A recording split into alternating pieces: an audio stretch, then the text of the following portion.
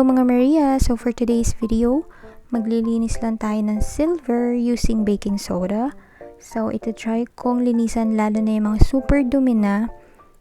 Pero yun yung mga hindi ko naman na nagagamit ever. Gusto ko lang makita yung after effect. Kung malilinis ba talaga siya.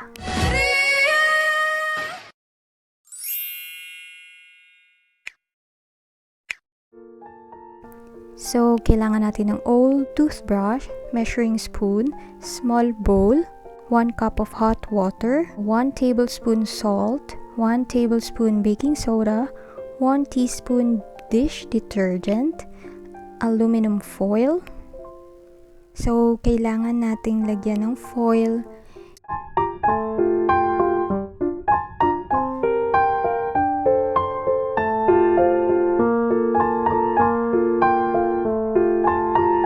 One tablespoon of salt,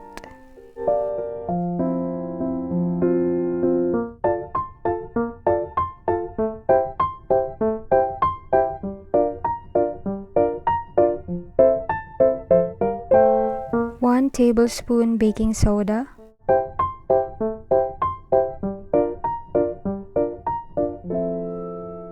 one teaspoon dish detergent.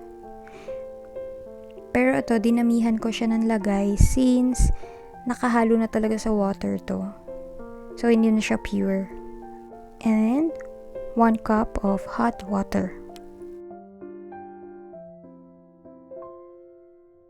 And then, ilagay nyo lang lahat ng silver nyo, ibabad nyo for 10 minutes.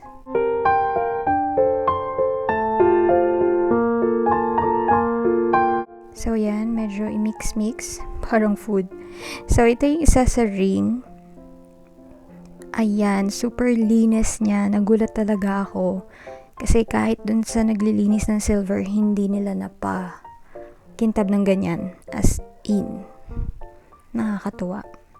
And then, syempre, need nyo pa rin i-brush.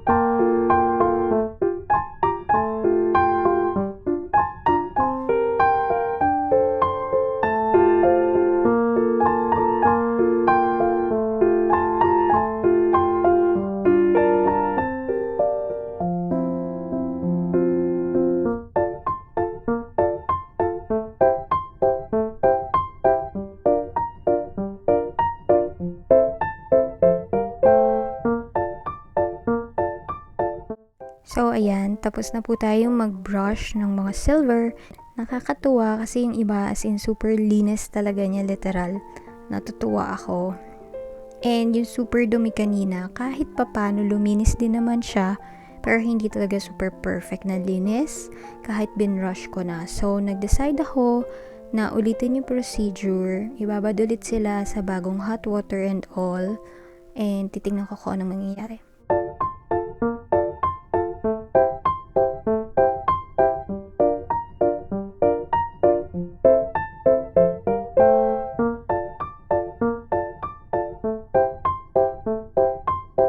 And ayan na yung final look after ng dalawang attempt ng paglilinis.